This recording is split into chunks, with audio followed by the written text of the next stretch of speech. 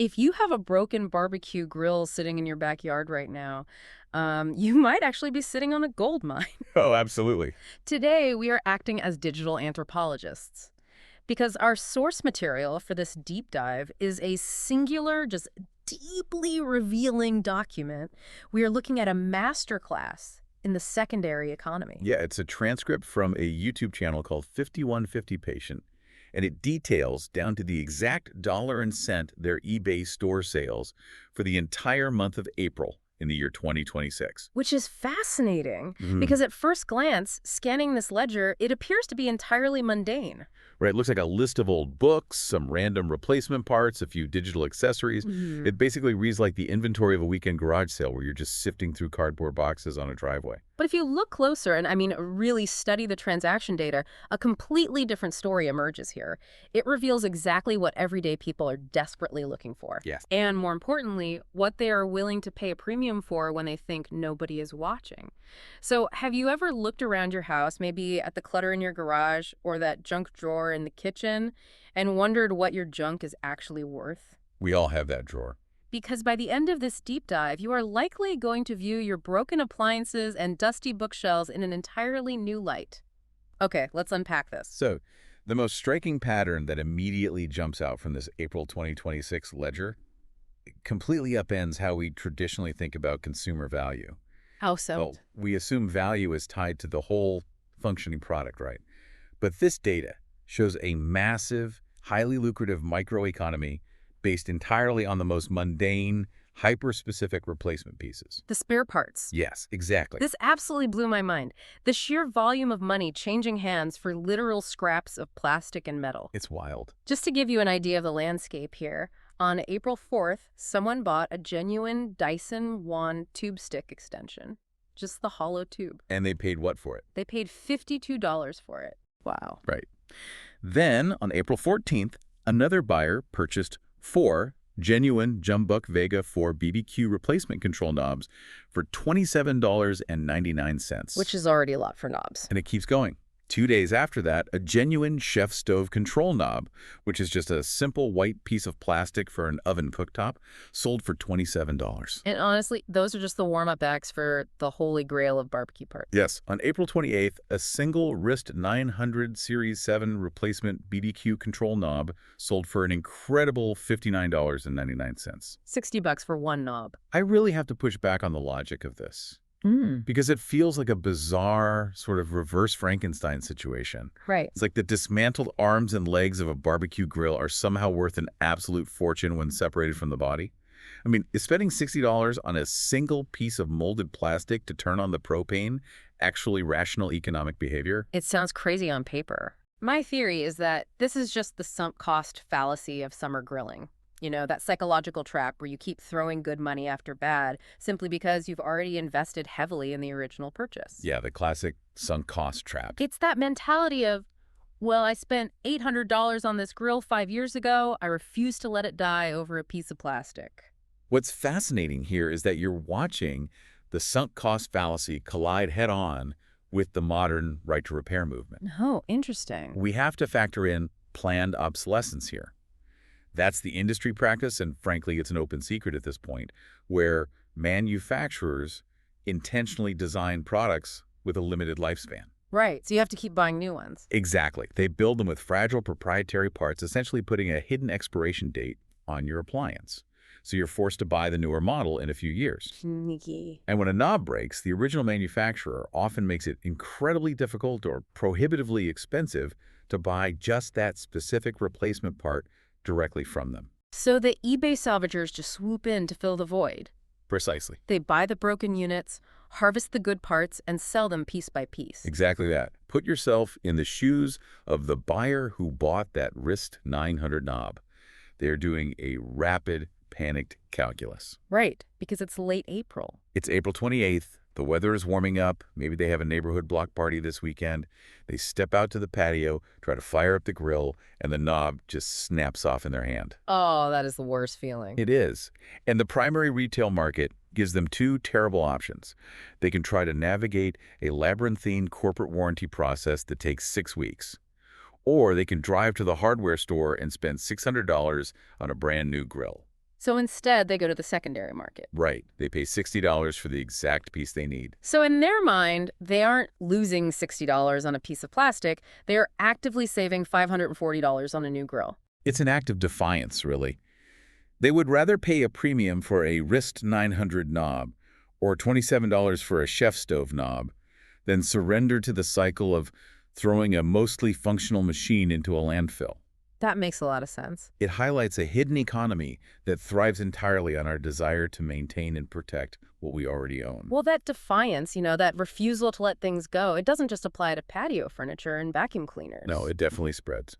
The ledger shows that impulse bleeding over into how we entertain ourselves.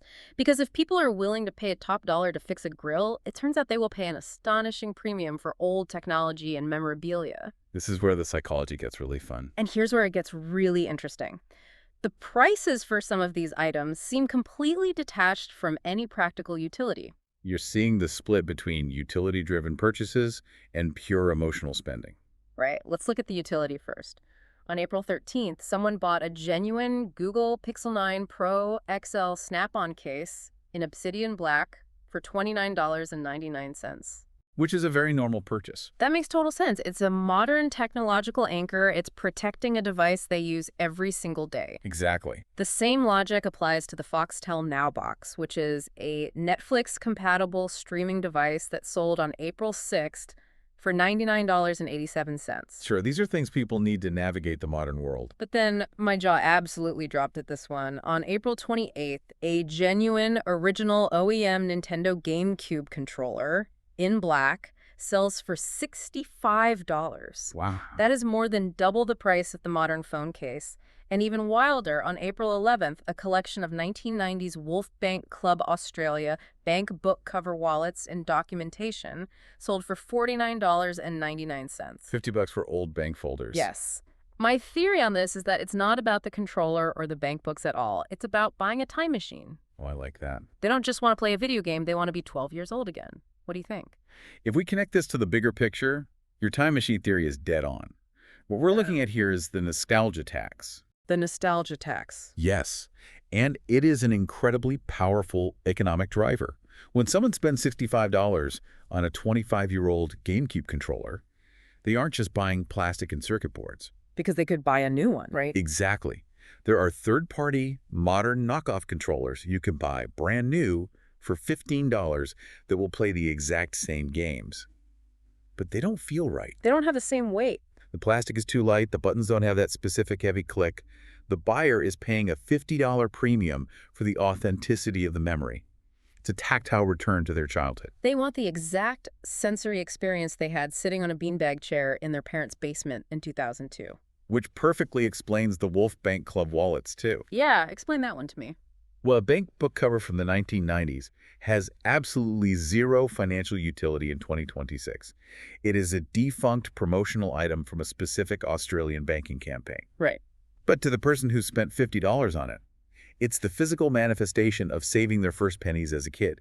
It represents a simpler time in their life. That makes perfect sense. The Foxtel streaming device and the Pixel 9 case represent our tethered to the present, the tools we need to survive today. But the real emotional spending lies in those irreplaceable artifacts from the 90s and early 2000s. We will pay market rate for utility, but we will vastly overpay to reclaim our youth. Exactly. That is such a vivid way to frame it. But that desperation to fix things, whether it's fixing a broken stove or trying to fix our severed connection to the past, it eventually turns inward. Oh, the health section. Yes. The ledger reveals how buyers in April 2026 were desperately trying to fix their own bodies. Moving into the health and wellness section of the 5150 patient store, there is this bizarre, highly specific cluster of data surrounding one author in particular. Ah, the Rocco Opasano phenomenon. I am incredibly suspicious of this clustering because the spectrum of physical ambition here is wild. Who is Rocco Opasano, and why was his entire bibliography flying off the virtual shelves in mid-April? It's quite a lineup. Take April 9th, for example. Someone drops $25.99 on a bundle of Opasano's home weight training, specifically the 2nd and 7th editions. Okay. Then, just 5 days later, on April 14th, someone buys Opasano's How to Achieve Super Energy for $19.99. Super energy. Right.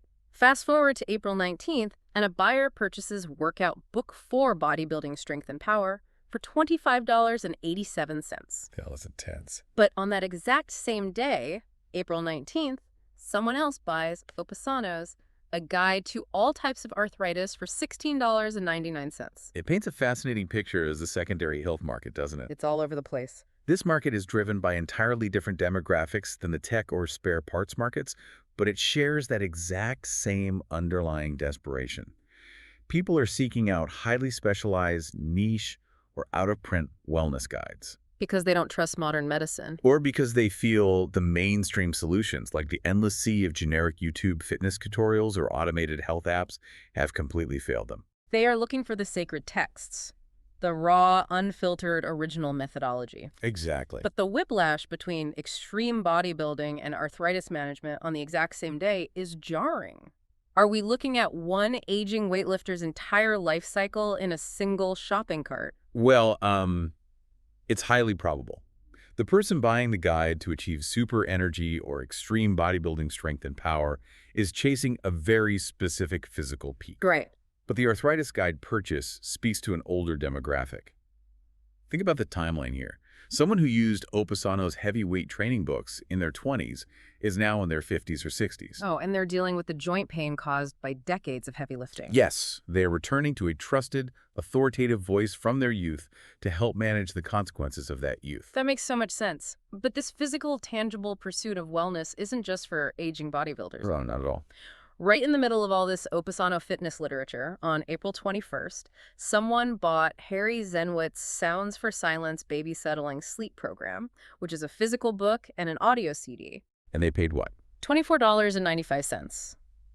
My theory is that a sleep-deprived parent at 3 in the morning does not want to rely on a streaming app that might suddenly play a loud advertisement and wake the baby. Oh, that would be a nightmare. Right. They want the absolute certainty of a physical CD. The exhaustion baked into that $25 purchase is palpable.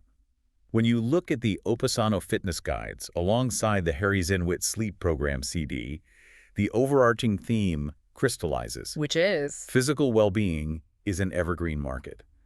Whether it's a desperate new parent trying to soothe an infant or a former athlete trying to manage their arthritis, people will always pay a premium for the promise of physical relief. And critically, they want that relief delivered in a physical, trustworthy format. Yes, tangibility is key. Well, that search for a physical, uninterrupted solution doesn't end with a sleep CD.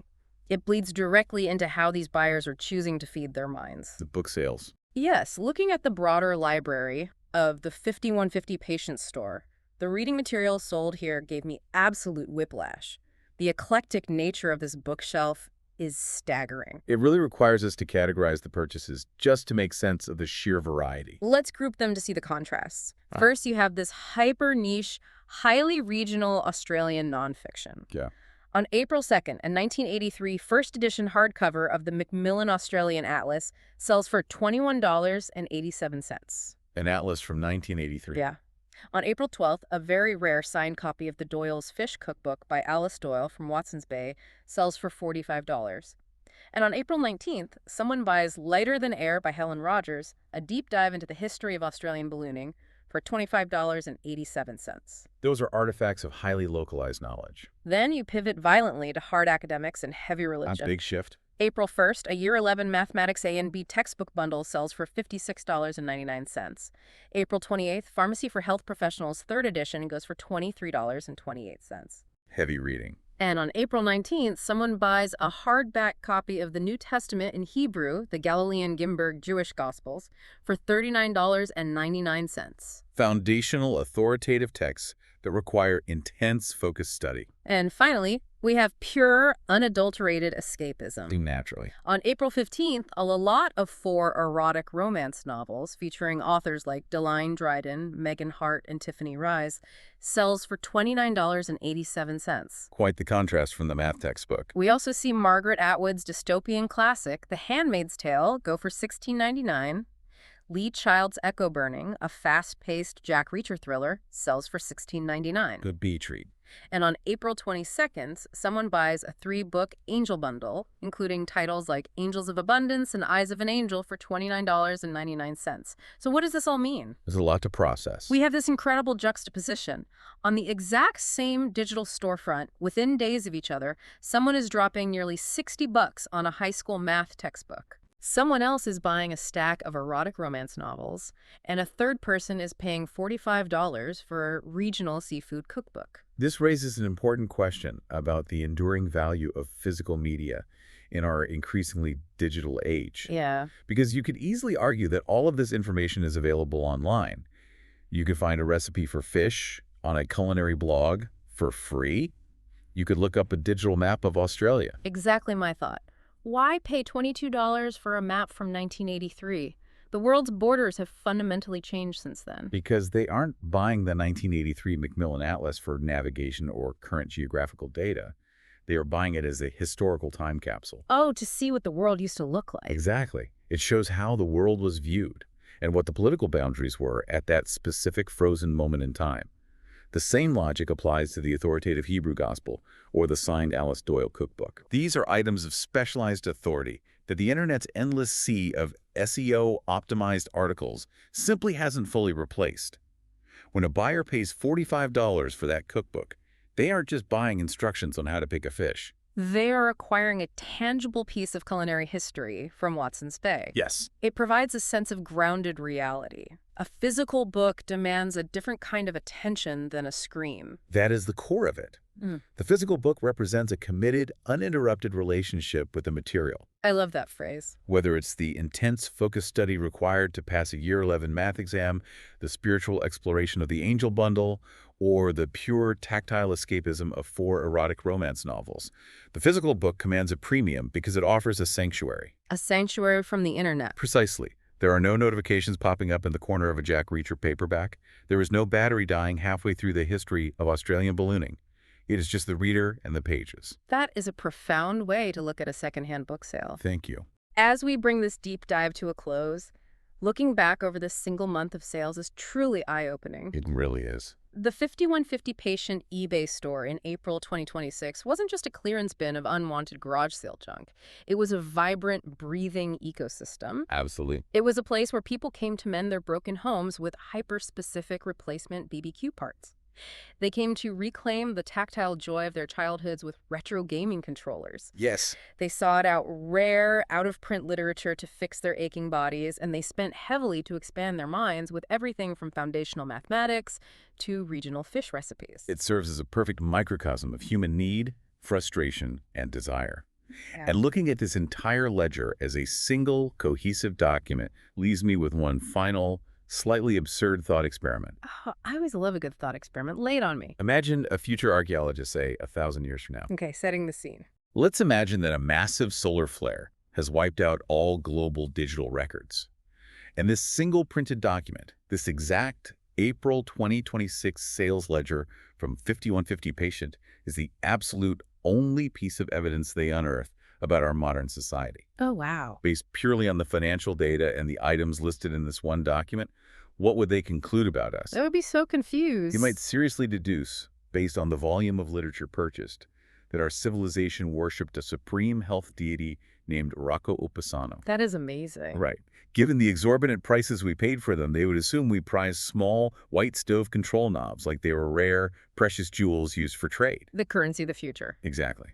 And they might easily conclude that we sought our deepest spiritual guidance from a confusing mix of the Galilean Ginberg Gospels, the literature of Australian ballooning, and black Nintendo GameCube controllers. That is absolutely brilliant. A future history book describing a society governed by the holy trinity of Jack Reacher thrillers, Dyson lawn extensions, and Alice Doyle's seafood recipes. It's a hilarious mental image. It really is. But it really highlights just how fragmented, eclectic, and deeply personal our material footprints are when stripped of their everyday context.